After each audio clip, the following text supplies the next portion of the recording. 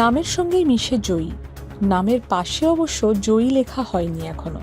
বালি শ্রীরামপুর ফিরিয়েছে খালি হাতে, দম ছুটননি, এসেছেন দমদমে।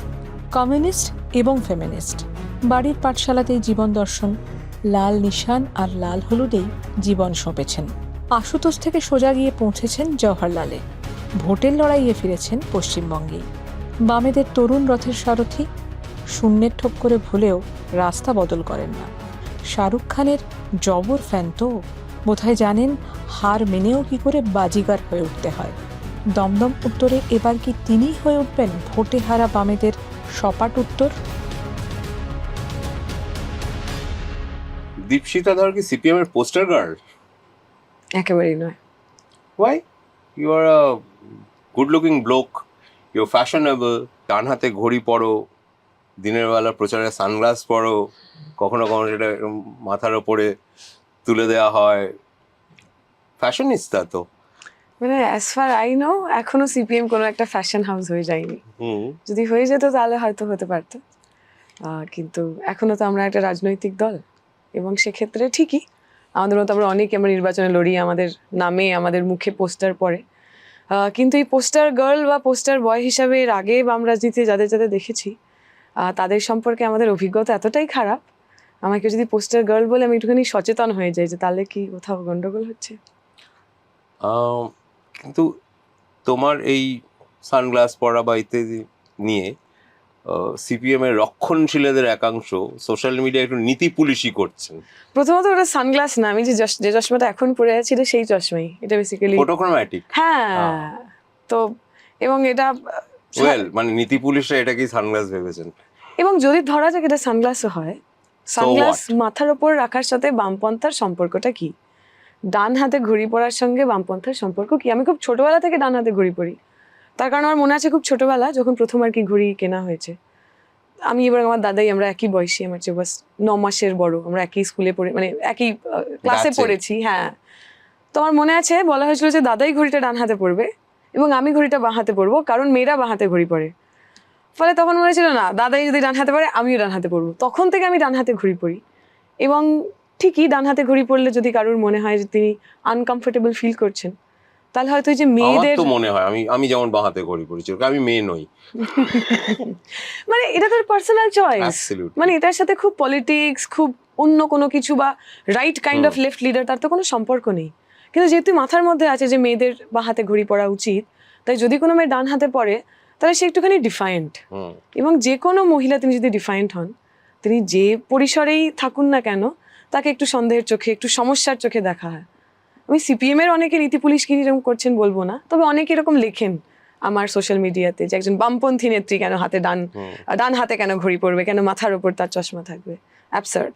এখনো চশমা মাথার উপরেই আছে। আমি ইচ্ছা করে আমি বলেছি যদি if at all that is the case then let it be, থাকুক এখানে, দেখি তাদের কি সমস্যা আমি একটু দেখতে চাই। Do you care for those? Not really. একটা সময় হতো যখন ছোট আর একটু প্রথমবার নির্বাচনে লড়েছি, নির্বাচনের শুরুতে বলা হলো যে আমি এবং মীনাক্ষী দিয়ে আমাদের ছবি দিয়ে আমরা কাজের মাসি ইত্যাদি, একদম that was very derogatory, that was, but it is still continuing, that was obnoxious. এবারও সেটা হয়েছে। আগের বার 2024 নির্বাচনে কল্যাণ ব্যানার্জি মাইক থেকে বললেন রাত্রিবেলা আমি প্রচার করছি না, কারণ নাকি রাতে আমায় দেখা যাচ্ছে না। সেকেন্ড টাইম আর ওটা তো অতটা হিট করেনি, প্রথমবার যতটা মনের মধ্যে একটু কষ্ট হয়েছিল, কারণ ওই একটা কথা আসলে অনেকগুলো ছোটবেলার মেমোরিকে ট্রিগার করে। এই যে ছোটবেলায় আমি যখন মায়ের সঙ্গে হাঁটছি, আমাকে যখন বলেছে ও মা তোমার মেয়ে এত কালো হলো কি করে, দেখে মনেই হয় না তোমার মেয়ে, তুমি এত ফর্সা, তোমার বাড়ির তো কেউ এত কালো নয়। ফলে ওগুলো কোথাও কোথাও ট্রিগার করে, কিন্তু সময়ের সঙ্গে সঙ্গে I think you have grown beyond that. হ্যাঁ, right? I have got a crocodile skin now. Yeah. সেটা আর খুব এফেক্ট করে But না। we all outgrow এই ধরনের কথাবার্তা থেকে আমরা সকলে outgrow কিন্তু করি। মানে দুঃখের বিষয়টা কি, আমি নাম করছি না, আমারই এক সমবয়সী মানুষ, তার একটি মেয়ে, তারও গায়ের রং আমার মতোই, পুচকি একেবারে, স্কুলে যায়। আমার মনে আছে কমাস আগে তার সঙ্গে যখন ফোনে কথা হয়েছে, ও সেই একই কথাগুলো বলেছে যে কথাগুলো আমি ছোটবেলায় শুনতাম। তাহলে এই 25 বছরে আসলেই আমাদের সমাজ কি এতটুকু এগোলো না? এক জায়গায় দাঁড়িয়ে রয়েছে। আরেকটা এই সমাজ মাধ্যমে ট্রোলেরই প্রসঙ্গে আমার খুব মনে হচ্ছে, বিকজ তোমার সমাজ মাধ্যমে ফলোয়ার প্রচুর, quite enviable. I wish I would have had that. এই যে ইমন চক্রবর্তী উন্নয়নের পাঁচালী গাইলেন, তারপরে বামপন্থীরা গিয়ে তার ফেসবুকে চুটি চাটা ইত্যাদি লিখতে শুরু করলো, তার মাকে নিয়ে কথা বলতে শুরু করলো, তুমি এটা সমর্থন করো? আমার মনে হয় না। আহ, এই বাংলায় বা এই ভারতের যে মানুষ তার যে রাজনীতি পছন্দ সেই রাজনীতি তিনি করতে পারেন, এবং অবশ্যই সেই রাজনীতির বিরোধিতা করার অধিকার আমার আছে। আমি তার, কিন্তু রাজনৈতিক ভাবে সেটা রাজনৈতিক, সেটা ব্যক্তিগত নয়। সেটা আমার ব্যক্তি জীবন কেমন, আমার কটা বিয়ে হয়েছে, আমার মা, আমার বাবা, সেগুলো খুব অপ্রাসঙ্গিক। রাজনীতি না থাকলে এই ধরনের আক্রমণ করতে হয়। তিনি আমার দলের সদস্য হন অথবা বিরোধী দলের সদস্য হন, আমি কোনোখানে ব্যক্তি জীবনে এবং আমি যেখানে যেখানে প্রিচ করতে পারি, যেখানে বলতে পারি, এটা খুব স্পষ্ট ভাষায় বলেছি যে রাজনৈতিক লড়াইতে ব্যক্তি কুৎসা, রাজনৈতিক লড়াইতে ব্যক্তিক আক্রমণ, বিলো দ্য বেল্ট অ্যাটাক করা, যেটা বেশিরভাগ ক্ষেত্রে মেয়েদের ক্ষেত্রে অনেক বেশি রকম হয়, সেটা একেবারে মিসোজিনি। সেটা আমাদের বামপন্থীদের খুব সচেতন থাকতে হবে এবং সেই ঘটনা যাতে কখনো না ঘটে সেই সম্পর্কে দায়িত্বশীল হতে হবে। দেখো, সিপিএম একটা বয়স বিধি চালু করলো, তোমার দল কম বয়সীদের নেতা করলো, তাদের ভোটে প্রার্থী করলো, তুমি প্রার্থী হলে, ঐশী প্রার্থী হলেন, মীনাক্ষী প্রার্থী হলেন। একবার দুবার হেরে যাওয়ার পর কারো কারো আসন বদল হলো, তোমারই হলো, এবার মীনাক্ষীর হয়েছে। তো ব্যাটে বলে হচ্ছে না, সমস্যাটা কোথায়? বামফ্রন্টের, রাদার সিপিএম এর, না প্রার্থীদের? আমরা তো যখন নির্বাচনে লড়ি তখন আমরা ব্যক্তি এবং পার্টি দুটোকে আলাদাভাবে দেখি না, একটা কালেকটিভ এফোর্ট। সেখানে যিনি প্রার্থী হচ্ছেন তার এবং যে পার্টিটার সঙ্গে নিয়ে তিনি লড়ছেন তাদের একটা যৌথ কাজ থাকে। সেক্ষেত্রে যতই ভালো রেজাল্ট হয় সেটাও যেমন দুজনেরই, আবার হেরে গেলেও তার দায় দুজনের পক্ষেই বর্তায়। তো আমি এটাতে খুব সিঙ্গেল আউট করবো না। আমি বলবো যেটা আমাদের মেজর সমস্যা হয়েছে আমাদের পলিটিক্সের ক্ষেত্রে। আমরা তো ক্লাস পলিটিক্স করতে অভ্যস্ত, আমরা একটা হরাইজেন্টাল সলিডারিটি এইভাবে আর কি দেখতে অভ্যস্ত আমাদের সমাজকে, আমাদের আন্দোলনকে। এই পোস্ট 90s যে সমাজটা তৈরি হয়েছে, পোস্ট মডার্নিজম আসার পর আরো বেশি করে, তাতে একটা ভার্টিক্যাল সলিডারিটি তৈরি হচ্ছে। যে আমরা আগে বলতাম আপনি হিন্দু হন, আপনি মুসলমান হন, আপনি যদি ভূমিহীন কৃষক হন তাহলে আপনাকে একসাথে হতে হবে। এখন ন্যারেটিভটা হচ্ছে আপনি যদি হিন্দু হন তাহলে আপনি এবং আম্বানি আদানি আপনাদের সবাইকে একজোট হতে হবে। আপনি যদি মুসলমান হয় তাহলে আপনি এবং শাহরুখ খান আপনাদের সবাইকে একজোট হতে হবে। এই যে রাজনীতির ভাষ্যটা একদম ফ্লিপ করে গেল, সেইটাকে কাউন্টার আমার মনে হয় আমাদের যতটা সুচারুভাবে করা উচিত, যতটা এফিশিয়েন্টলি করা উচিত, সেইটা আমরা করতে পারিনি এবং সেটাই আমাদের মেজর চ্যালেঞ্জ। আমার মনে হয় না যে আচ্ছা সিপিএম এর সময় দুর্নীতি হতো এখন দুর্নীতি হচ্ছে না, বা এই লাইনে কোথাও আমরা পিছিয়ে পড়ছি বা এগিয়ে যাচ্ছি। যেটা সমস্যা হচ্ছে যে গ্র্যান্ড নেরেটিভ তৈরি হচ্ছে, সেই গ্র্যান্ড নেরেটিভটা আমরা ব্রেক করতে পারছি না। রাজনৈতিক ক্যানভাসটাই বদলে গেল। একেবারে। How do you combat that? It's a slow and steady process. এই যে যেভাবে আইডেন্টিটি তৈরি হয়েছে, সেই আইডেন্টিটিটার মধ্যেও তো কিছু শ্রেণীর, কিছু ক্লাস এলিমেন্ট রয়েছে, শ্রেণী উপাদান রয়েছে। আমাদের কাজ ওই পরিচিতির মধ্যে থেকে সেই শ্রেণী উপাদানটার পুনর্নির্মাণ করা। এই যে যখন কোভিড হলো, হাজার হাজার মানুষ রাস্তায় হাঁটলেন, তারা তো হিন্দু বলে রাস্তায় হাঁটেননি, মুসলমান বলে রাস্তায় হাঁটেননি, গরিব খেটে খাওয়া মানুষ বলে রাস্তায় হেঁটেছেন। বা এখন যদি আমরা এসআইআরও দেখি, এসআইআরে আমরা দেখবো যে মানুষ সবচেয়ে বেশি ক্ষতিগ্রস্ত হলেন, ডি ভোটার হলেন, তার মধ্যে যেমন একদিকে বিপুল সংখ্যক মুসলমান রয়েছেন তেমন বিপুল সংখ্যক মতুয়া রয়েছেন, এবং ইনসিডেন্টালি এটা দুজনেই দুই ধর্মের পিছিয়ে পড়া যে অংশটা আর্থিকভাবে সামাজিকভাবে তারা। অতএব পরিচিতির মধ্যেও শ্রেণী অবস্থানের এই যে টোটাল যে প্রোডাকশন প্রসেস তার মধ্যে তারা কোথায় অবস্থান করে তার একটা ভূমিকা রয়েছে। আমাদের কাজ সেই গল্পটাকে খানিকটা পরিচিতি ভেঙে বা পরিচিতির হাতে হাত ধরে সেইটাকে বের করে আনা, সেইটা বড় চ্যালেঞ্জ এবং সেটা সময় সাপেক্ষ। তোমার কি মনে হয় বামপন্থীদের বা সিপিএম এর, আমি বলছি না যে সিপিএম মানেই বামপন্থী বা বামপন্থী মানেই সিপিএম, দুটোর তো তফাৎ আছে, কোথাও জনতার কাছে যেতে গিয়ে ভাষার কোনো সমস্যা হচ্ছে? মানে আমি না, শ্যামল চক্রবর্তী আমাকে খুব স্নেহ করতেন। আমি শ্যামলদাকে বলেছিলাম আপনারা না খুব মানে খবরের কাগজে সম্পাদকীয় ভাষায় প্রেস রিলিজ দেন, মানে এত তৎসম শব্দ ব্যবহার করলে তো খুব মুশকিল। মানে এই যে আমি দীপশিতার সঙ্গে কথা বলছি, আমি একটু রিজনেবলি পড়াশোনা করেছি, তুমি আরো বেশি পড়াশোনা করেছো, হ্যাঁ ঠিক আছে, let us take the fact as they are. এবার তুমি যে বলছো শ্রেণী উপাদান, এটা আমি বুঝতে পারছি, সাধারণ মানুষ বুঝতে পারবে যার কাছে পলিটিক্সটা বদলে গেছে? কি মনে হয়? আমরা যখন মিটিংয়ে যাই, আমরা যখন মিটিংয়ে কথা বলি, তখন আমি শ্রেণী উপাদান শব্দটা ব্যবহার করি না। তখন আমি বলি না যে আমাদের পরিচিতি ভেঙে শ্রেণীর রিকনস্ট্রাকশন করতে হবে। তখন আমি এটা বলি যে এই বাংলার মাটি তো লালনের মাটি, এই বাংলার মাটি রবি ঠাকুরের মাটি, এই বাংলার মাটি নজরুলের মাটি। তাহলে এই বাংলার মাটি যেমন ছিল, এই বাংলায় যখন জমি যার লাঙল তার আন্দোলন হচ্ছে তার কথা বলি, তেভাগ আন্দোলনের কথা বলি। ফলে এই যে শ্রেণী উপাদান খুঁজে বার করার কথা যেটা আমি এখন বললাম, তার যে এক্সাম্পলগুলো, যে উদাহরণগুলো মানুষ রিলেট করতে পারে, আমরা সেটা বলি। কিন্তু এইটা বলার পরে আমি মানে কিছুটা সেলফ ক্রিটিক্যালি স্বীকার করে নিচ্ছি, আমি যখন ছোট ছিলাম আমার সিপিএম এর কোনো মিটিং মিছিল একদম পছন্দ হতো না। সিপিএম এর মিটিংয়ে আমার মা খানিকটা আমায় জোর করেই নিয়ে যেতেন, কারণ বাড়ির সবাই পার্টি মেম্বার। আমাকে বাড়িতে দাদু এমএলএ ছিলেন তখন, পদ্মনীতি ধর, আমাকে একা রেখে যাওয়া যাবে না, তো কিছুটা ট্যাকে করেই আর কি মিটিংয়ে নিয়ে যেতেন। এবং আমার ভীষণ রাগ হতো, যেটা কি বলছে আমি কিছুই বুঝতে পারছি না। ফলে আমি আই ক্যান রিলেট যে মানুষ কোনখানে একটুখানি ডিসকানেক্টেড ফিল করেছেন। এবং সেটা আমার মনে হয় এই প্রজন্মের যারা রয়েছেন বা এই প্রজন্মের যারা নেতৃত্ব, ইভেন আমার পার্টির যারা এই সময় নেতৃত্ব, তারা তাদের কথার মধ্যে সেই সাবলীলতাকে আনার চেষ্টা করছেন। এইখানে কি কোথাও মমতা বন্দ্যোপাধ্যায় সিপিএম কে ফেলে এগিয়ে গেলেন? এই কমিউনিকেশন, এই আমজনতার কমিউনিকেশন, মানে যারা লক্ষ্মীর ভান্ডার পান তাদের সঙ্গে উনি যে কমিউনিকেশনটা তৈরি করলেন, সেইখানে কি কোথাও সিপিএম কে ফেলে এগিয়ে গেলেন? এটা কি কখনো মনে হয়েছে তোমার? আমি সিপিএম এর নেত্রী হিসেবে বলছি না, সচেতন রাজনীতি সচেতন একজন মানুষ হিসেবে, who can reflect, who can understand and who can retrospect. আমার মনে হয় মমতা ব্যানার্জি যে ভাষায় কথা বলেন এবং কখনো কখনো ইচ্ছাকৃতভাবেও যে সমস্ত কথা বলে ফেলেন বলে অনেকের মনে হয়, সেগুলো কিছুটা সচেতনভাবেই বলেন। তাতে ঠিক হয়তো অনেক মানুষ রিলেট করতে পারেন। অনেক মানুষের মনে হয় তো আমাদেরই মতো, আমার বাড়ির লোকজনও তো রাকেশ রোশনকে চাঁদে পাঠিয়ে দিতেই পারেন, এটা এমন কোনো বড় ব্যাপার নয়। ঠিকই, কিন্তু আমি এই যে আমার ভাষার সাবলীল ভাষা, আমি যে সহজ ভাষা, মানে মূলত সর্বনাম ভিত্তিক, বিশেষ্য নেই। এবং খুব উনি বাগ্মী ছিলেন এ কথাও কেউ বলতেন না, কিন্তু যা বলতেন তা মানুষ বুঝতেন। এবং সেই বোঝানোর জন্য কখনো ওনাকে ডাইলিউট করে এমন অন্য কোনো কথা বলতে হয়নি, অপশব্দ ব্যবহার করতে হয়নি, বা এই দিলীপ ঘোষের স্টাইলে, মমতা ব্যানার্জির স্টাইলে কথা বলতে হয়নি। অতএব মানুষ তার ভাষাতেই তার রাজনীতিটা বুঝেছিলেন। আমার মনে হয় যদি কখনো আমাদের ভাষার ভারে আমাদের রাজনীতি হারিয়ে যায়, সেটা একজন কমিউনিস্ট হিসেবে খানিকটা আমাদের ব্যর্থতা। সেটা আমাদের ইন্ট্রোস্পেক্ট করা উচিত যে আমার রাজনীতিটা তো এতটাই সাবলীল হবে, এতটাই সহজ হবে, যাকে আমি সহজ ভাষায় মানুষের কাছে নিয়ে যেতে পারবো। আমি যদি মার্কিন সাম্রাজ্যবাদ, নয়া উদারনীতিবাদ, এটাকে সহজ করে মানুষের কাছে বোঝাতে না পারি, সেটা আমার অ্যাজ আ কমিউনিস্ট, আমার অ্যাজ আ পলিটিক্যাল অ্যাক্টিভিস্ট, সেটা আমার ব্যর্থতা। মানে ধরো ভেনেজুয়েলার রেশন ব্যবস্থা ভেঙে পড়েছে, তাতে এইখানে মিছিল করে কি লাভ? মানে হ্যাঁ, আমি সাধারণ মানুষ হিসেবে বলছি। কিন্তু এটা তো আবার সেই পশ্চিমবঙ্গই, যে পশ্চিমবঙ্গ আমার নাম তোমার নাম ভিয়েতনামে উত্তাল হয়ে উঠেছিল।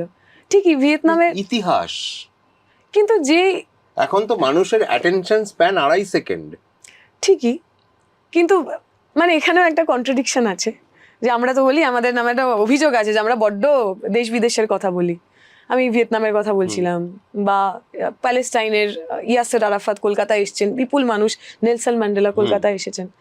ফলে এক ধরনের মনন ছিল পশ্চিমবঙ্গের বাংলার মাটিতে, যারা এই ইন্টারন্যাশনালিজমটুকু গ্রহণ করতে পারতেন।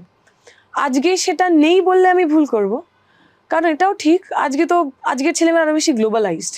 মানে আমি যদি আজকের কোনো ক্লাস 10-এ পড়ে, 11 পড়ে কোনো ছেলে মেয়েদের আপনি জিজ্ঞেস করেন তাদের পছন্দের পপ স্টারকে, আমরা আমাদের সময় শান বলতাম বা ইউফোরিয়া বলতাম, তারা বলবে যে ব্ল্যাক পিঙ্ক, তারা বলবে যে বিটিএস, একটা হ্যাঁ কোরিয়ান পপ ব্যান্ড। মানে আমি অবাক হয়ে যাই, একটা ক্লাস 10-এর বাচ্চা যে ঠিক করে এখনো বাংলা বানান প্রচুর ভুল করে, আমার কাছে বকা খায়, সে একটা কোরিয়ান গান অ্যাকচুয়ালি গাইতে পারে এবং সে সমস্ত কিছু তাদের সম্পর্কে জানে। ফলে বাঙালি ইন্টারন্যাশনালিজম থেকে বা বিশ্ব থেকে মুখ ফিরিয়ে নিয়েছে, আমি মনে করবো না। কিন্তু পলিটিক্সটা বদলে গেছে, যে তার কাছে কে পপটা স্বাভাবিক। আমি কলকাতায় বসে কে পপ শুনতে পারি, আমি ওই কোরিয়ান র্যামেন খেতে পারি, কিন্তু আমি যদি ভেনেজুয়েলার কথা বলি, আমি যদি কিউবার কথা বলি, তখন মনে হয় এরা কি উল্টো পাল্টা কথা বলছে। সেটা পলিটিক্সের ডিফারেন্স, মানে পলিটিক্সের পলিটিশিয়ানদের খামতি নয়, কিছুটা তো আমাদের ব্যর্থতা। 90-এর পর যে গ্লোবালাইজড ওয়ার্ল্ড তৈরি হয়েছে, সেখানে আমরা আমাদের যে নেগেটিভ, মানে গ্লোবালাইজেশন এবং ইন্টারন্যাশনালিজম তো শুনতে একরকম হলেও খানিকটা একেবারেই একে অপরের বিপরীত, সেই রাজনীতিটাকে আমরা চ্যাম্পিয়ন করতে পারি। লেফট দুর্বল হয়েছে in general, left negative, left মানবিক বা মানসিক যে পরিসর সেটা দুর্বল হয়েছে। আমাদের ব্যর্থতা, আমি স্বীকার করে নিচ্ছি। দীপশিতা এবারেও যদি ভোটে হেরে যায় তাতে উন্নততর শতরূপ ক্লাবে উঠে যাবে, কারণ অসুবিধা নেই, তাও শতরূপ একই কেন্দ্রে 3বার হেরেছিল। আমি আলাদা আলাদা কেন্দ্রে 3বার দু ধরনের ভোটে আলাদা আলাদা কেন্দ্রে 3বার, এই নিয়ে 3য় লড়াই। যদি ফল অনুকূলে না আসে তারপরে কি করবে ভেবে দেখেছো? না, কারণ আমি যে এই নির্বাচনটা লড়বো বা এর আগের দুটো নির্বাচন লড়বো সেটাও আমার খুব ভাবনার মধ্যে ছিল না।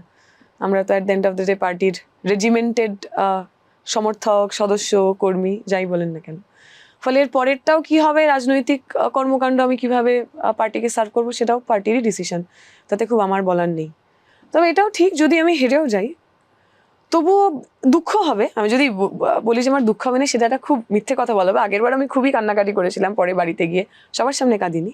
উত্তরপাড়ায়, শ্রীরামপুরে, কল্যাণ বন্দ্যোপাধ্যায়ের বিরুদ্ধে। হ্যাঁ, কারণ আমার মনে আছে আমাদের যিনি ডিস্ট্রিক্ট সেক্রেটারি তিনি আমায় বলে দিয়েছিলেন যে দীপশিতা, আজকের দিনে দাঁড়িয়ে যেদিকে কাউন্টিং হচ্ছে, আজকে তুমি গোটা শ্রীরামপুরের সমস্ত বাম সমর্থকদের লিডার।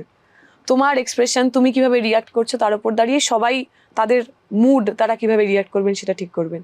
তো একদম শেষ মানুষটা বেরোনো পর্যন্ত আমরা ওই বুথের মধ্যে ছিলাম, এবং একবারের জন্য আমার চোখ থেকে জল বেরোয়নি, যতটা স্ট্রাউট থাকা যায়। বাড়িতে এসে রক্তক্ষরণ ভিতরে হয়েছে। হ্যাঁ, বাড়িতে এসে মাকে জড়িয়ে ধরে খুব কেঁদেছিলাম। যা হয়, মন খারাপ হয়, এতগুলো মানুষ ভালোবাসলেন, এতগুলো মানুষ লড়াই করলেন, মার খেলেন, বুথ বাঁচালেন, ইয়েট আমরা জিততে পারলাম না। ফলে সেটা দুঃখ হয় না বলা ভুল, বলা মিথ্যে। কিন্তু এটুকু বলতে পারি, এর চাইতে হয়তো আর অনেক বেশি দুঃখের, অনেক বেশি গ্লানির, মানে শতরূপদার ক্যাটাগরিতে ঢোকার চাইতেও অনেক বেশি গ্লানি, যদি আমার পাড়ার ছেলেটা বা মেয়েটা আমাকে দেখিয়ে বলতে পারতো ওই যে দীপশিতা যাচ্ছে, এত লোকের টাকা খেয়ে, এত লোকের চাকরি চুরি করে জেলের মধ্যে ছিল, ওই যে দীপশিতা যাচ্ছে, নির্বাচনে জিতেছিল ঠিকই, তারপর মানুষের কাছে একবারও ফিরে আসেনি। টিভিতে দেখা গেছে, তারপর পারিবারিক ব্যাপার নিয়ে টিভিতে অনেক ধরনের খবর হয়েছে, কিন্তু আমার এলাকা নিয়ে তাকে খুব কিছু করতে দেখা যায়নি। সেটা আমার মনে অনেক বেশি লজ্জার। নির্বাচনে লড়ে হেরে যাওয়া সঠিকের পথে, যাকে আমি ঠিক মনে করি, প্রিন্সিপালি লড়ে হেরে যাওয়ার চাইতে চুরি ডাকাতির দায়ে অভিযুক্ত হওয়ার মনে অনেক বেশি অসম্মানের, অনেক বেশি অপমানের। শঙ্কর ঘোষ, বঙ্কিম ঘোষ, প্রতিকুর রহমানের মতো নেতারা বিজেপি বা তৃণমূলে চলে যাচ্ছে, ভোট চলে যাচ্ছে বিজেপিতে। এটা কেন ভেবে দেখেছো? কেন হচ্ছে এটা? আমি ব্যক্তি যারা গেছেন তারা কিভাবে গেছেন আমি সেটা নিয়ে তো বলতে পারি না। তবে এটা বলতে পারি যে 2011-র পরবর্তীকালে এবং 14-র পরবর্তীকালে আরো বিশেষ করে বহু মানুষ যারা আমাদের সমর্থক ছিলেন, যারা তৃণমূলের দ্বারা অত্যাচারিত হয়েছেন, ঘর ছাড়া হয়েছেন, মার খেয়েছেন, জেলে গেছেন, তাদের মনের মধ্যে যে রাগ বা তাদের সেই সময় তাদের যা মনে হয়েছিল আমাদের করা উচিত সেটা আমরা করতে পারিনি, ফলে তাদের অনেকের সেই রাগ থেকে, মানে তৃণমূলের প্রতি একদম অপরিসীম ঘৃণা থেকে মনে হয়েছিল যে আসুক না একবার বিজেপি সে তৃণমূলকে টাইট দেবে, তৃণমূলকে টাইট দিলে তারপর আমরা আবার সিপিএমে ফিরে যাব। কিন্তু ইতিহাস বলে সেটা হয় না। বিজেপিতে ত্রিপুরায় বিজেপি ক্ষমতায় আসার পর সবচেয়ে বেশি যারা আক্রান্ত হয়েছেন, এখনো অবধি যারা আক্রান্ত হয়েছেন, তারা বামপন্থী মানুষজন। এবং 2014 যদি আমরা দেখি, 2019 যদি আমরা দেখি, কিছু ক্ষেত্রে 2021-এও এই যে আগে রাম পরে বাম, এই ন্যারেটিভটা খানিকটা আমাদের সমর্থকদের মধ্যে তাদের খাইয়ে দেওয়া হয়েছিল। 21 থেকে আমরা সেটা কমব্যাট করা শুরু করেছি। 24-এ সেটা বেশ খানিকটা কমব্যাট হয়েছে। আমরা যদি 24-এর ইলেকশন দেখি, তাহলে যেখানে যেখানে আমরা গেইন করেছি সেটা মেজরিটি বিজেপিকে, মানে বিজেপির থেকেই মানুষ আমাদের থেকে ফিরে এসেছেন।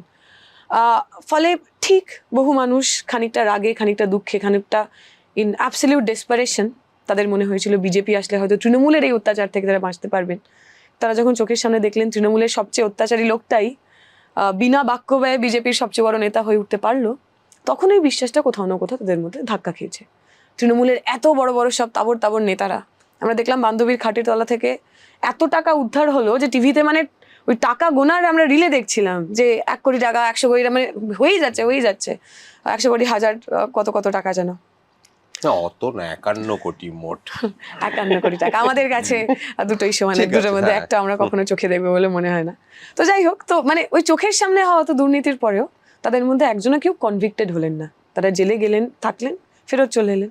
ফলে বিজেপি যে বড় বড় ক্লেম করেছিল, আমরা যদি একটু ক্ষমতায় আসি আমরা তৃণমূলকে টাইট দেব, সবাইকে জেলের মধ্যে পুরবো, মানুষ বুঝতে পেরেছেন সেটা একেবারেই ভাঁওতা। ফলে মানুষ আবার কিছুটা বিজেপির থেকে আমাদের দিকে ফিরে আসছে। যাদের এই যে নেতার বান্ধবীর বাড়ির খাটের তলা থেকে রাশি রাশি টাকা, স্তূপ, সোনা, গয়না ইত্যাদি, এই যে বিপুল বৈভব, যা আইনের চোখে ঠিকঠাক পদ্ধতিতে অ্যাকোয়ার করার নয়, তারপরেও তৃণমূলকে লোকে ভোট দেয় কেন? কারণ নির্বাচন কোনো একটি ইস্যুতে হয় না। ধরা যাক আমি তৃণমূল সম্পর্কে প্রচণ্ড রাগত, আমি বুঝতে পারছি এটা টাকা খেয়েছে, দুর্নীতি করেছে, কিন্তু ভোটের আগে যখন আমার কাছে ওই লক্ষ্মী ভাণ্ডারের টাকাটা আসছে, কন্যাশ্রীর টাকাটা আসছে, রূপশ্রীর টাকাটা আসছে, আমি হয়তো লোকের বাড়িতে বাড়িতে কাজ করি, অথবা আমি হয়তো একটা রিক্সা চালাই, আমার হয়তো ছোট দোকান রয়েছে, আমি একটা প্রচণ্ড কঠিন সময়ের মধ্যে রয়েছে, এটা ক্রাইসিসের মধ্যে রয়েছি, তখন এই 1,500 টাকাটাই আমার কাছে এটা খুব মহামূল্যবান হয়ে উঠছে। আমি জানি তৃণমূল চুরি করে, আমি জানি তৃণমূল ডাকাতি করে, কিন্তু আমার মনে হচ্ছে এরা অ্যাটলিস্ট আমাকে এটুকু তো দিচ্ছে, যদি পরের মানুষ সেটা না দেয়। সেটা একটা লজিক। আবার বহু মানুষ, সংখ্যালঘু মানুষ, যাদের এটা মনে হয়, তারা জানেন তৃণমূল চোর, তারা জানেন তৃণমূল ডাকাত, কিন্তু তৃণমূলকে সরিয়ে যদি বিজেপি আসে, তাহলে তাদের যে একেবারে জীবনটাই আর থাকবে না, এই একটা ভয়ের শঙ্কাও আছে। ফলে সেখানে দাঁড়িয়ে কিছু লোক চোখ বন্ধ করে তৃণমূলকে ভোট দিচ্ছেন। আবার বহু আমাদের মতো শিক্ষিত, শহুরে, সেকুলার লোক, যারা জানেন তৃণমূল খারাপ, কিন্তু তারা তাও মনে করেন বিজেপি আর তৃণমূলের মধ্যে তৃণমূল লেসার ইভিল। তারা এটা রিনাউন্স করছেন না যে তৃণমূল ইভিল নয়, কিন্তু বিজেপি তৃণমূলের কম্পারিজনে তারা একটু কম ইভিল, একটু কম শয়তান, তাই তাদের ভোট দিচ্ছেন। ফলে কিছু জায়গায় মানুষের সমর্থন পাচ্ছেন। এবং এটাও ঠিক, আমি এখন যে এলাকায় নির্বাচনে লড়ছি, দমদম উত্তর, সে এলাকার মানুষের সব এক্সপিরিয়েন্স শুনছিলাম। পুরসভা নির্বাচন থেকে শুরু করে ইভেন লাস্ট লোকসভা নির্বাচনে বিপুল অংশের মানুষ ভোটই দিতে পারেননি।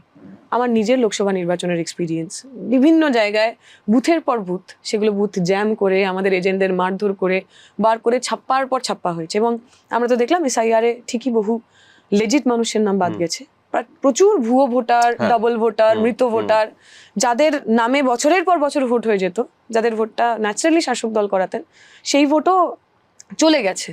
ফলে এটা ঠিক তৃণমূল ভোটে যেতেন, কিন্তু সেটা সবটাই খুবই পজিটিভ সেটা আমি মনে করি না। এইবার কি SIR এর ফলে তৃণমূল একটু বিপাকে পড়বে?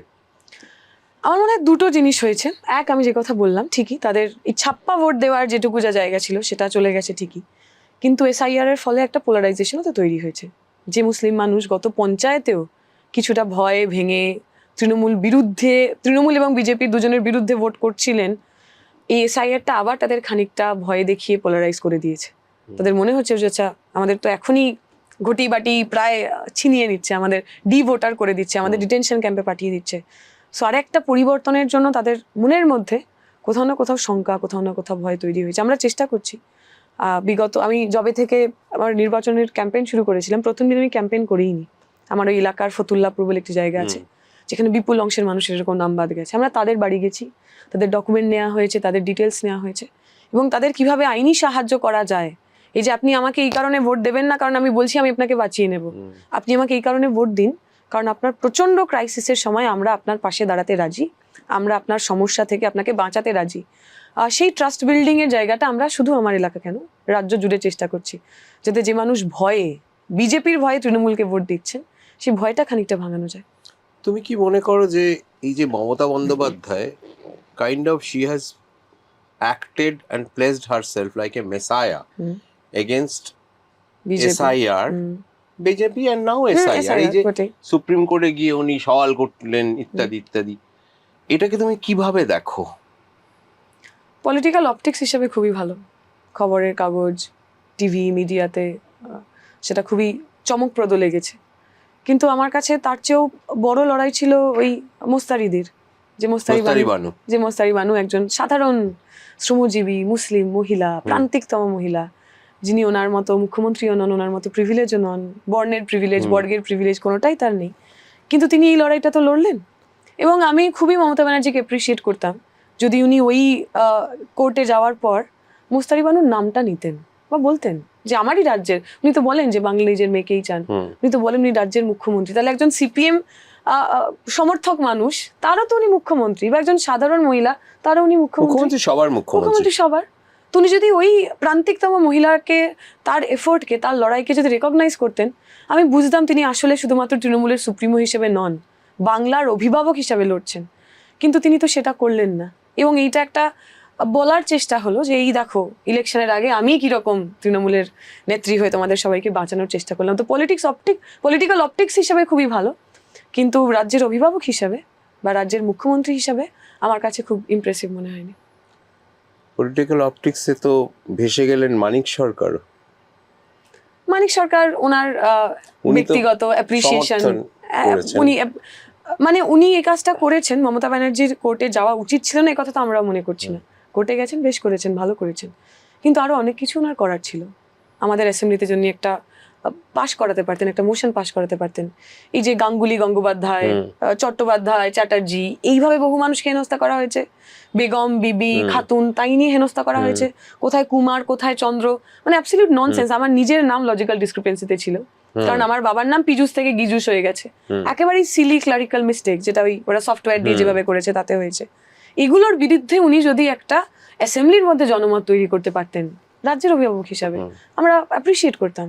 উনি যদি একই সঙ্গে যেভাবে পশ্চিমবঙ্গের আধিকারিকদের এই পুরো প্রসেসটার মধ্যে ইনক্লুড করার কথা, দেওয়ার কথা, প্রসেসটাকে আরো বেশি টাইটেন আপ করার কথা, এটা যদি করতেন আমরা খুবই অ্যাপ্রিসিয়েট করতাম। রাজ্যের প্রশাসক হিসেবে ওনার কাছে যে প্রশাসনিক পরিসরগুলো ছিল, ক্ষমতাগুলো ছিল, আমার মনে হয় না এসআইআর এর আক্রান্ত মানুষকে বাঁচানোর জন্য উনি সেগুলোর ব্যবহার করেছেন। তার পরিবর্তে অপটিক্স, ওই যে রাজনৈতিক অপটিক্স, মমতা ব্যানার্জি, তৃণমূলের সুপ্রিমো মমতা ব্যানার্জি, সেই রোলটা উনি বেশি ভালো প্লে করেছেন। তাহলে সেটা মানিকবাবু অ্যাপ্রিসিয়েট করছেন কেন? মানিকবাবু তো তোমার মতো বলেননি যে উনি তো মোস্তারিবানুর নাম বলতে পারতেন। সেটার প্রশ্নের উত্তর একমাত্র মানিক বাবুই দিতে পারবেন। কিন্তু এটা কি একটু বিড়ম্বনার নয়? নয়, বিড়ম্বনার নয়। আসলে আমি তো বহু বছর দিল্লিতে থেকেছি, আমি দেখেছি বিজেপি বা বিজেপি বিরোধী মানুষের কাছে মিডিয়ার পোর্ট্রেয়ালের কারণেই বা যে পরিমাণ ইনফরমেশন তারা পান, তাতে মমতা ব্যানার্জি একটা খুব অ্যান্টি বিজেপি মুখ হিসাবে আপামর মানে পশ্চিমবঙ্গের বাইরের মানুষের কাছে খুবই, তারা জানেন আর কি, খুবই নোন, খুবই রেকগনাইজড। কারণ যে ইনফরমেশন তারা পাচ্ছেন তাতে মোস্তারিবানুর কথা ন্যাচারালি আসছে না, তাতে তার কোর্টে যাওয়ার কথাই আসছে, তাতে তার মিছিলের কথাই আসছে। ফলে যে ইনফরমেশন আমার মনে হয় মানিকবাবু দেখেছেন, সেই ইনফরমেশন থেকে উনি কনক্লুশনে এসেছেন। বাট ইজ শি নট, মানে মমতা ব্যানার্জি বিজেপি, ধরো তুমি যদি পশ্চিমবঙ্গ এবং তৎসন্নিহিত এই দেশের এই প্রান্তের কথা ভাবো, পশ্চিমবঙ্গ তো একটা দ্বীপের মতো, যার চারদিকে বিজেপি। ঝাড়খণ্ড নয়, কিন্তু ঝাড়খণ্ড প্রায়, মানে কিছুদিন কয়েক মাস আগে হেমন্ত সোরেন তার স্ত্রীকে নিয়ে অমিত শাহের সঙ্গে দেখা করে এসছেন। এইসব ক্ষেত্রে সবাই বলে যে স্টেটের উন্নয়নের জন্য, কিন্তু কোন উন্নয়ন সেটাও সবাই বোঝে। তো মানে আমার তো মাঝে মাঝে মনে হয় মমতা বন্দ্যোপাধ্যায় পশ্চিমবঙ্গের প্রধানমন্ত্রী। তো ফলে সেই কারণে এই যে বিজেপির যে অশ্বমেধের ঘোড়া যে এইখানে এসে থমকে যাচ্ছে, আবার পশ্চিমবঙ্গ পেরিয়ে ত্রিপুরা, অসম রাজ্যের উত্তর পূর্বাঞ্চলে সেই ঘোড়ার অগ্রগতি অব্যাহত। এটাই কি স্বাভাবিক নয় যে মমতা বন্দ্যোপাধ্যায়কে লোকে বিজেপি বিরোধী লড়াইয়ের অন্যতম মুখ বলে মনে করবে? আমার এতে তিনটে কথা আছে। এক তো এই যে অমিত শাহের সাথে দেখা করার কথা আপনি বললেন, মমতা ব্যানার্জিও দেখা করে এসেছেন এবং ফুল আম এসব পাঠানো হয়, এসব তো আমরা শুনি, মানে সেটা বাদ দিও। আসলে আমাদের বিজেপি বিরোধিতা তো খালি একটা রাজনৈতিক দল, 3-4টে লোকের বিরুদ্ধে নয়। বিজেপি মানে আসলে আরএসএস যে পলিটিক্স করতে চায়, সেই পলিটিক্সটাকে আমার মনে হয় না মমতা ব্যানার্জি এতটুকু পশ্চিমবঙ্গে কাউন্টার করেছেন। আমি যখন ছোট ছিলাম, আমি যখন কলেজে অবধি ছিলাম, 2014 আগে অবধি, আমার যারা দর্শক যারা শুনছেন তারাও বলবেন, রামনবমী পশ্চিমবঙ্গের এত বড় একটা ফেস্টিভ্যাল আমরা কেউ জানতাম না। আমি হাওড়ার মেয়ে, রামরাজাতলা, সেখানে রাম মন্দিরে পুজো হয়, মানে কয়েকশো বছর ধরে হচ্ছে। সেটার সঙ্গে খুব কোনো পলিটিক্যাল বা এই যে অ্যাগ্রেশন, এই যে ভয়ঙ্কর একটা ম্যাসকুলিন আস্ফালন, তার খুব যোগ ছিল না। আমরা দেখলাম এবারের নির্বাচনে it almost became a competition, Trinamool আর বিজেপির মধ্যে যে কে রামনবমীর মিছিলটা বড় করে করবে। এই যে রামনবমীকে নর্মালাইজ করে দেওয়া, রামনবমীর মিছিলকে নর্মালাইজ করে দেওয়া, সফট হিন্দুত্বকে নর্মালাইজ করে দেওয়া, এটা মমতা ব্যানার্জি করেছেন। মহাকাল মন্দির উদ্বোধন করলেন উনি, জগন্নাথ মন্দির উদ্বোধন করলেন, দুর্গাঙ্গন উদ্বোধন করবেন। আমার মনে হয় না একটাও প্রয়োজনীয়, একটাও দরকারি। পশ্চিমবঙ্গের মানুষ এত বছর ধরে ধর্মকর্ম করেছেন, তাদের কোনো সরকারি সাহায্যের নিজের ধর্মচারণ করার জন্য প্রয়োজন নেই, পুজোতে অনুদান দেওয়ার প্রয়োজন নেই। এই যে ক্রমাগত উনি ধর্ম এবং রাজনীতিকে কাছাকাছি নিয়ে আসছেন, যার শুরুয়াত উনি করেছিলেন তারও আগে, ওই রেড রোডে নামাজ পড়া থেকে শুরু করে। ফলে এই যে ধর্ম আর রাজনীতি কাছাকাছি চলে এলো, এতে আসলে লাভ হলো আরএসএস এর। মমতা ব্যানার্জিরা ইমাম ভাতা মোয়াজ্জেম ভাতা নিয়ে অ্যাডভার্টাইজমেন্ট করলেন বলেই বিজেপির পক্ষে পুরোহিত ভাতা কেন দেওয়া হবে না এটা প্রশ্ন করা সহজ হয়ে গেল। তাহলে আসলে ইন ফিউচার বা ইন লং রান পশ্চিমবঙ্গের মাটিতে বিজেপি আরএসএস এর জায়গা করে দেওয়ার ক্ষেত্রে মমতা ব্যানার্জি একটা বিপুল ভূমিকা পালন করেছে বলে আমি মনে করি। তাই ঠিকই এখানে হয়তো মনে হচ্ছে যে অ্যাপারেন্টলি মমতা ব্যানার্জি রুখে দিয়েছেন, কিন্তু শুধু মমতা ব্যানার্জি রোখেননি। পশ্চিমবঙ্গে আরএসএস বিজেপিকে রোখার জন্য বামপন্থীদের যে কাজ, তৃণমূলের বিজেপি বিরোধিতা খালি আমি মাছ খাবো, আমি বাঙালি, সমস্ত বাঙালিকে এক হতে হবে, ওখানে গিয়ে দাঁড়িয়ে যায়। বিজেপির পিছনে যে আরএসএস, তার যে ফ্যাসিবাদ, তার যে হিন্দুত্ববাদ, তার কোনো ক্রিটিক নেই। সেই পলিটিক্যাল ক্রিটিকটা পশ্চিমবঙ্গের মাটিতে একমাত্র আমরাই করেছি। এবং আমরা মানে আমি এখানে শুধু সিপিএম এর কথা বলছি না, লার্জার লেফট ইকোসিস্টেম, যাতে আরও বিভিন্ন ধরনের বামপন্থী সংগঠন, বামপন্থী ইন্ডিভিজুয়ালরা রয়েছেন। তাই অশ্বমেধের ঘোড়া এখানে আটকেছে ঠিকই, তবে তার পুরো কৃতিত্ব আমি ঠিক মমতা ব্যানার্জিকে দিতে রাজি নই। দীপশিতা, তুমি নিজে এক উদ্বাস্তু পরিবারের সন্তান, terrific supporter of east Bengal, absolutely. মানে মাঠে গিয়ে খেলা দেখো। উদ্বাস্তুদের লড়াইয়ের সঙ্গে বামপন্থীদের সম্পৃক্ত করে দেখাও তোমার, আমি যেটুকু যা শুনেছি বা যতখানি শুনেছি। You speak well. কিন্তু এই উদ্বাস্তুর অংশের ভোট বিজেপিতে চলে যাচ্ছে কেন? একটা তো একটা রিকনস্ট্রাকশন অফ মেমোরি হচ্ছে। কিরকম, আমি যখন ছোট ছিলাম, এই কথা মাইকেও বহুবার বলেছি, আমার দাদুরা কখনো আমাদের, বা আমার দিদা যিনি একেবারেই বামপন্থী সুলভ কখনো নন, খানিকটা ফিউডাল, খানিকটা ব্রাহ্মণিক্যাল ইত্যাদি ইত্যাদি, তিনি কখনোই মুসলমানরা আমাদের শত্রু এ কথা আমাদের শোনাননি। মানে আমার দিদার বাড়িতে এখনো মাংস ঢোকে না, মানে মুরগির মাংস ঢোকে না, কারণ উনি মনে করেন মুরগির মাংস একমাত্র অন্য ধর্মে, মানে অন্য জাত এবং অন্য ধর্মের মানুষরা খান। উনি খুবই গোড়া ব্রাহ্মণ আর কি। সেই ব্রাহ্মণ দিদাও কখনো আমাকে মুসলমানদের ঘেন্না করতে শেখাননি, বরং উনি এই গল্প বলেছেন, ওরা জমিদার ছিলেন, যে যখন আর কি তারা বাংলাদেশ ছাড়ার তোড়জোড় করছেন, ফরিদপুরে বাড়ি ছিল, তখন তার গ্রামের যারা প্রজা, যারা মেজরলি মুসলমান, তারা এসে বলেছিল যে আপনারা ছাড়বেন না, আমরা আপনাকে বাঁচাবো, আচ্ছা আপনাদের জমি চলে যাবে, কোনো অসুবিধা নেই, আমরা রাত্রিবেলা লুকিয়ে লুকিয়ে আপনাদের ফসল দিয়ে যাব। কিন্তু তখন তারা ডিসাইড করেন যে না, এখানে থাকাটা সেফ হবে না, মেয়েরা বড় হচ্ছে, চলে আসেন। ফলে আমার ছোটবেলায় আমি যে দেশভাগের গল্প শুনেছি, তাতে অবশ্যই একটি নির্দিষ্ট সম্প্রদায়ের আর একটি নির্দিষ্ট সম্প্রদায়ের প্রতি দাঙ্গার গল্প আছে, হিন্দু মুসলিমের দাঙ্গার গল্প আছে, কিন্তু সেটা এক পেশে নয়। সেখানে এমন মুসলিমদেরও গল্প রয়েছে যারা ওই সময় আমাদের বাঁচিয়েছেন, আমাদের পরিবারের সঙ্গে থেকেছেন। ফলে আমি যেমন আমার দুঃখ আছে, রাগ আছে, যন্ত্রণা আছে, দেশভাগের যন্ত্রণা আছে, আমি ওপার বাংলার যারা একেবারে মৌলবাদী, আমি তাদের ঘৃণা করি, একদম মনের ভিতর থেকে ঘৃণা করি। ওখানকার যারা জামাতে ইসলামী, যারা ওই সময় রাজাকার হয়েছিল, পাকিস্তানি ব্লেঠেল বাহিনীর সঙ্গে যারা আমাদের মতো পরিবারদের কচুকাটা করেছেন, খুন ধর্ষণ করেছেন, আমি আমার মনের ভিতর থেকে তাদের ঘৃণা করি। কিন্তু আমি মুসলিম মাত্রই তারা ওই মৌলবাদী অংশের, মানে ওই মৌলবাদী সম্প্রদায়ের অংশ এটা মনে করি না, কারণ আমার ছোটবেলার যে মেমোরি, সেই মেমোরিতে, সেই স্মৃতিতে স্বাভাবিকভাবে এই কথাগুলো ছিল না। এখন আমাদের এই স্মৃতির পুনর্গঠন হচ্ছে, যেখানে বারবার এই কথা বলা হচ্ছে, তোমাদের ওপার বাংলা থেকে ছেড়ে আসতে হলো কেন?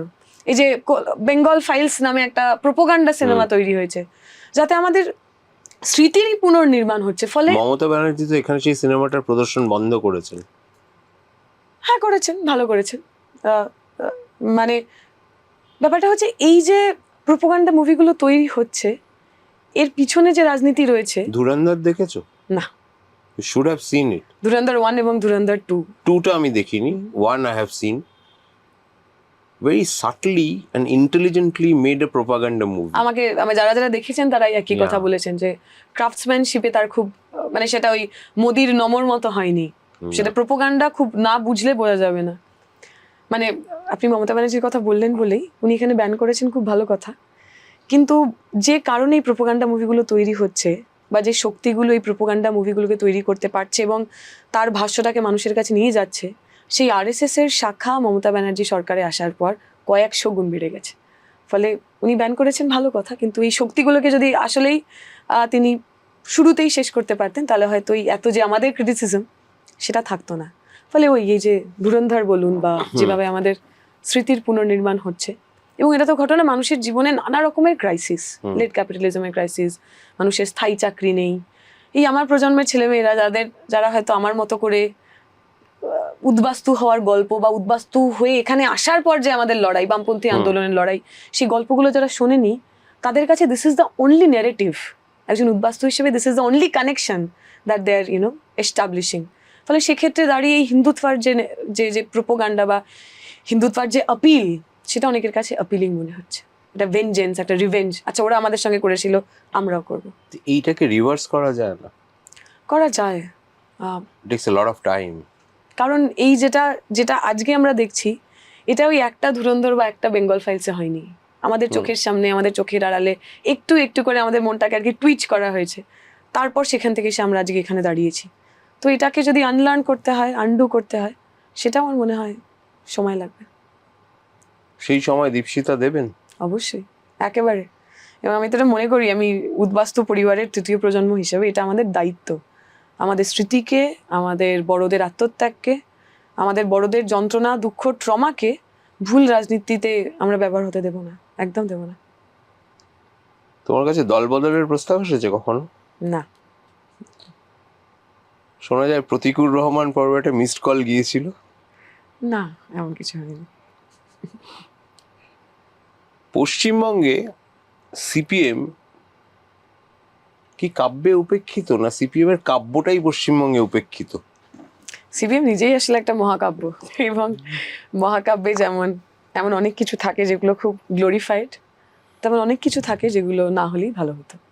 আমরা যখন বামপন্থী রাজনীতি করতে এসেছি, আমরা যেমন সেই গ্লোরিটাকে নিয়েছি, আমাদের ভুল ত্রুটি, তার যে অ্যাকাউন্টেবিলিটি, সেটাও খানিকটা আমাদের নিতে হবে। এবং আমাদের ভুল হয়েছিল এটা স্বীকার করে। খামতি থেকে গিয়েছিল আমার মনে হয় শুরুর দিকে আমরা যে সরকার থেকে চলে গেছি, এই রিয়েলাইজেশনটা হতেই অনেক সময় লেগেছে। অ্যাবসলিউটলি 34 বছর ধরে ছিল। একটা ক্ষমতারও তো হ্যাংওভার থাকে, সেখান থেকে দাঁড়িয়ে সরকারের একটা হ্যাংওভার থাকে, সেখান থেকে দাঁড়িয়ে একদমই আমরা ভুল করেছি সেটা মানতে সময় লেগেছে। কিন্তু আমার মনে হয় আমরা সেই প্রসেসে রয়েছি যেখানে আমরা স্বীকার করতে পারি ভুল হয়েছিল, এবং সেই ভুলগুলোর যাতে পুনরাবৃত্তি না হয় তার সম্পর্কে আমরা সচেষ্ট। তোমার প্রায় পশ্চিমবঙ্গে এই তৃণমূল বিজেপি সেটিং কথাটা খুব চালু। প্রশ্ন তোলো যে ইডি সিবিআই কেন কালীঘাট পর্যন্ত পৌঁছয় না।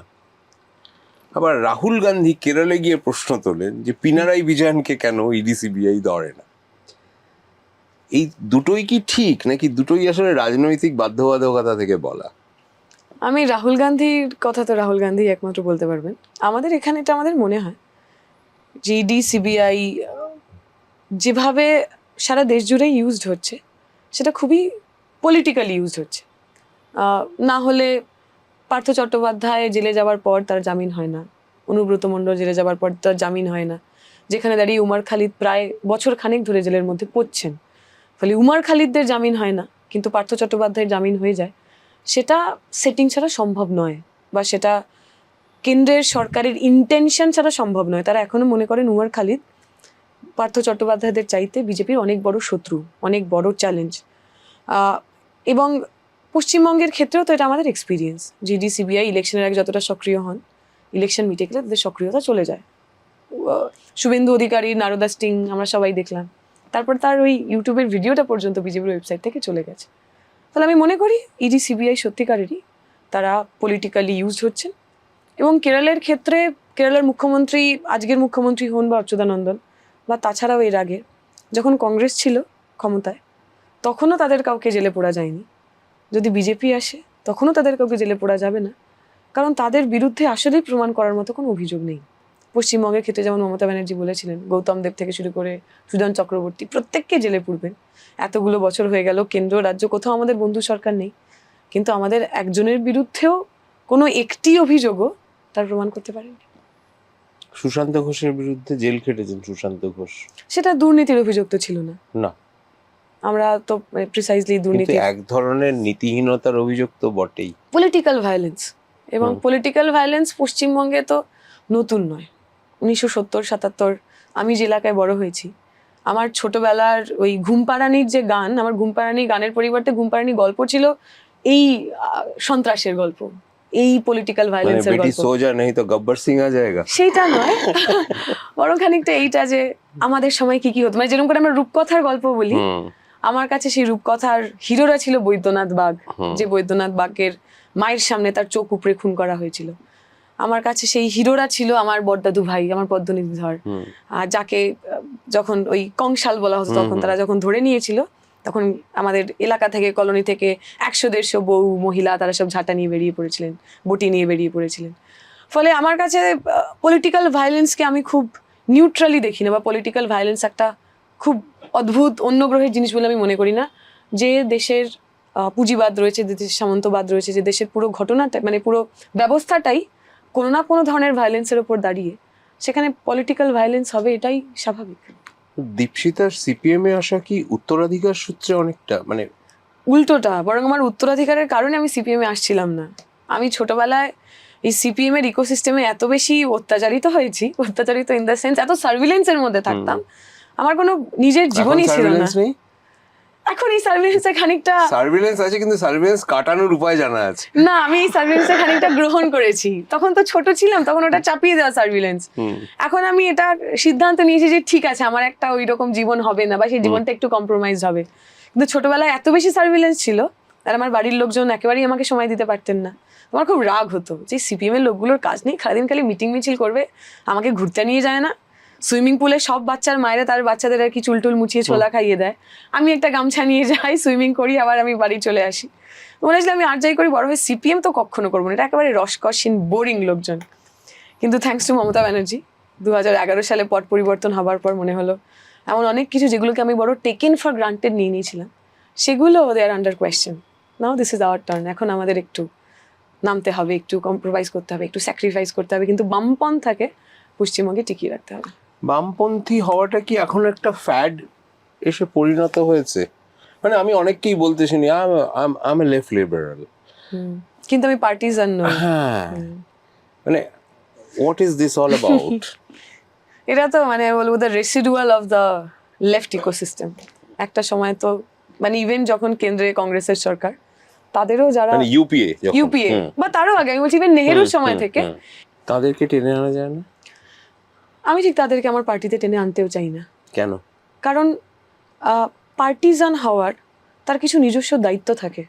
আমি একজন পার্টিজান বলি, আমার যদি আমার পার্টি সম্পর্কে 10টা ক্রিটিসিজমও থাকে, আমি যদি 11টা বিষয়ে ভীষণ রকম অখুশিও হই, আমি আপনার সামনে বা টিভিতে বা খবরের কাগজে আমার বন্ধুদের আড্ডায় সেটা বলবো না, কারণ একজন রেজিমেন্টেড পার্টিতে ওটা আমার ডিসিপ্লিন। এখন এই ডিসিপ্লিনটা সবাই নিতে পারবেন বা এই ডিসিপ্লিনে সবাই এগ্রি করবেন, তার প্রয়োজনীয়তা নেই, এবং এটা কঠিন।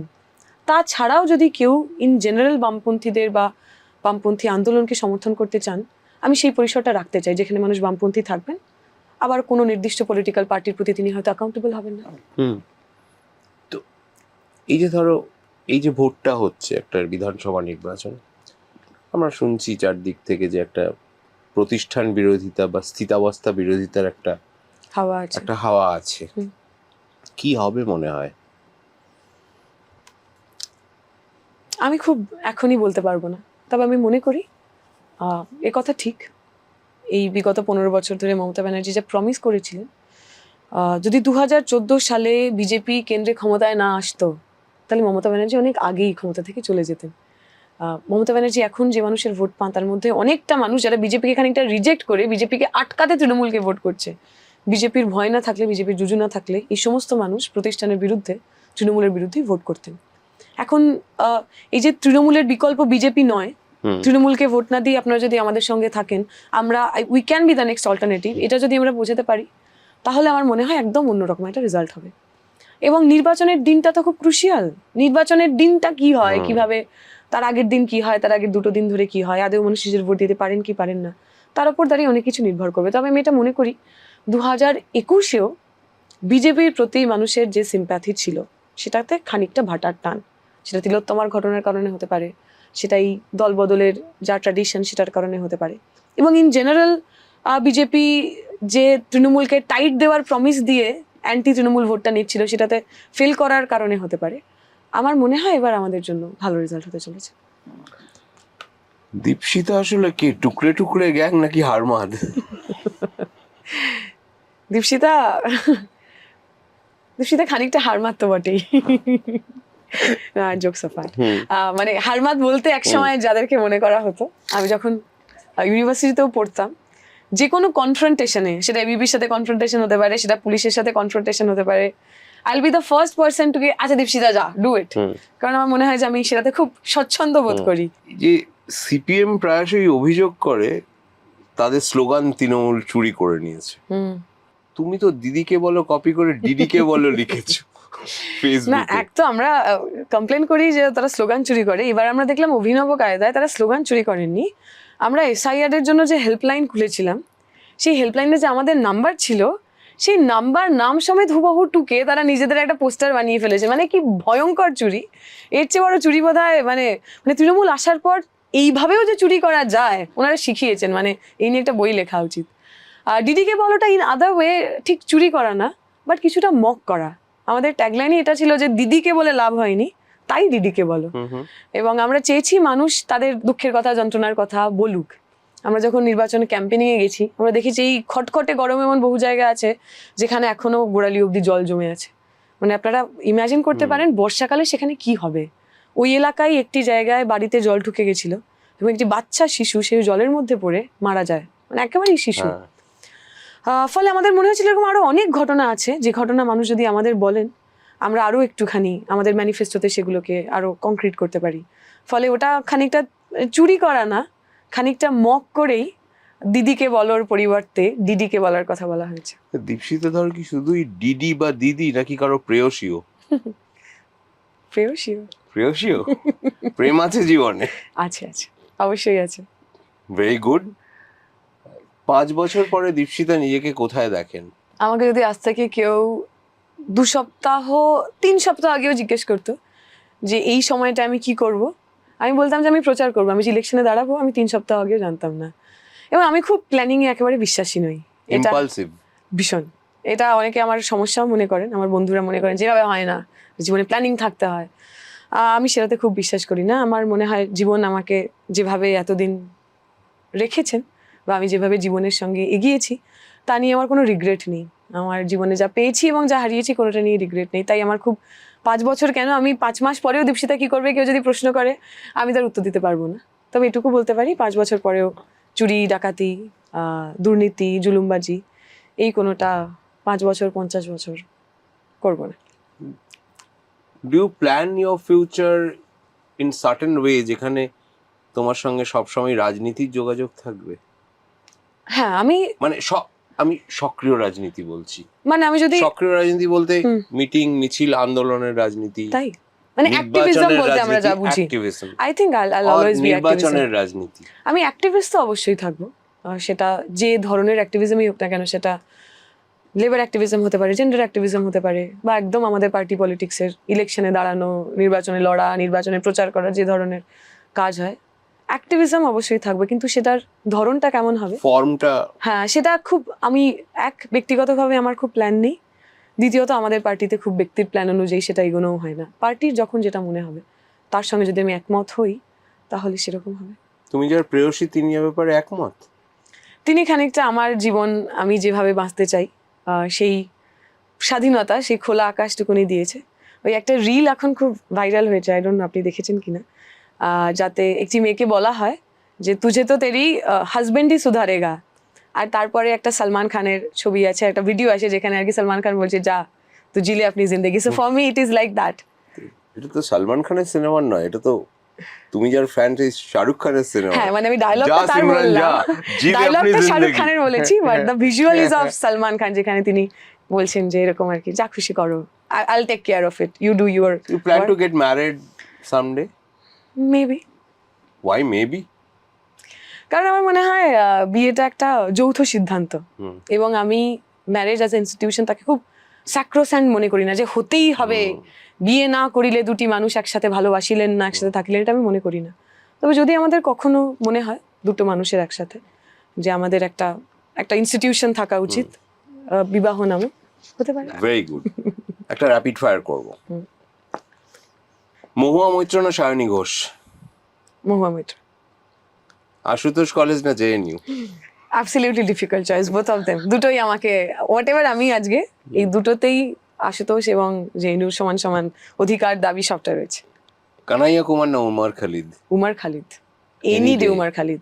আমার জেনারেশনের, আমার উমারের সঙ্গে কিন্তু খুব ভালো সম্পর্ক ছিল এরকম না, আমাদের প্রচুর রাজনৈতিক আর কি ঝগড়াঝাটি হতো ফেসবুকেও, মানে ওপেন বহু ঝামেলা হয়েছে। কিন্তু আমি আমার এটা রিয়েলাইজেশন, আমাদের গোটা প্রজন্মে যদি অ্যাক্টিভিজমকে কেউ নিজের জীবন দিয়ে প্রমাণ করে থাকে এবং যাকে দেখে একটা গোটা প্রজন্মের কিভাবে রাজনীতি করতে হয়, রাজনীতির প্রতি সৎ থাকতে হয় শেখা উচিত, সেই লোকটার নাম comrade Umar Khalid, any day Umar Khalid. আচ্ছা, কে বেশি স্মার্ট, অভিষেক বন্দ্যোপাধ্যায় না রাঘব চাড্ডা? আমি বলবো যে দুজনের চাইতে মমতা ব্যানার্জি স্মার্ট, ওনার বয়সের অনুযায়ী what ever she does, she is the smarter in the lot. East Bengal gallery না সিপিএম এর মিছিল? সিপিএম এর মিছিল করে ইস্ট বেঙ্গলের গ্যালারি, অথবা ইস্ট বেঙ্গলের গ্যালারি থেকে সিপিএম এর মিছিল। রূপম ইসলাম না অরিজিৎ সিং? রূপম ইসলাম। মানে অরিজিৎ সিং খুবই ভালো অফকোর্স, কিন্তু রূপমের প্রতি আমার খানিকটা ব্যক্তিগত বায়াসনেস, মানে আমাদের একদম কলেজ বেলা থেকে স্কুল বেলা থেকে রূপমকে শোনা, তো জীবনের কষ্ট দুঃখের সঙ্গে রূপম ইসলামের গান ফসিলস বড় জুড়ে গেছে, আমি খুব নিজেকে সেটা থেকে সেপারেট করতে পারি না। প্রতিকুর রহমান না শঙ্কর ঘোষ? প্রতিকুর রহমানের সঙ্গে আমার একটা ব্যক্তিগত সম্পর্ক, ব্যক্তিগত স্মৃতি এবং ব্যক্তিগত ভালোবাসা ভরসার জায়গা ছিল, ফলে প্রতিকুর রহমান। শঙ্করদাকে আমি খুব ব্যক্তিভাবে চিনি না। দিলীপ ঘোষ না কুণাল ঘোষ? দিলীপ ঘোষ, কারণ আমার মনে হয় ঠিকই দিলীপ ঘোষ যে রাজনীতি করেন তার সঙ্গে আমি একেবারেই একমত নই, কিন্তু উনি যখন ক্ষমতায় ছিলেন না একেবারে স্রোতের বিপরীতে গিয়ে ওনার ভুল রাজনীতি, কিন্তু ওনার রাজনীতির প্রতি উনি সৎ বলে আমার মনে হয়েছে। কুণাল ঘোষকে আমার খুব খারাপ মানুষ মনে হয়। উনি যে ভাষায় কথা বলেন, যে কথা লেখেন, ওনার মধ্যে একটা অদ্ভুত ধরনের ইভিলনেস আছে, বড্ড কুটিলতা রয়েছে, মানে সেটা আমার খুব খুব অস্বস্তি লাগে। তো না, never Kunal Ghosh. Last but not the least but very important, কোনটা না থাকলে জীবন বৃথা, মার্ক্সবাদ না বিরিয়ানি? মার্ক্সবাদ, যাতে আমি প্রতিদিন বা আমার যখন যখন ইচ্ছা করবে, আমাদের মতো আরো বহু মানুষ তারা যাতে পেট ভরে বিরিয়ানি খেতে পারে, সেই কারণে মার্ক্সবাদ। আগে মার্ক্স, তারপরে biryani. Dipshita, thank you so Thank you so much, much. Thank you.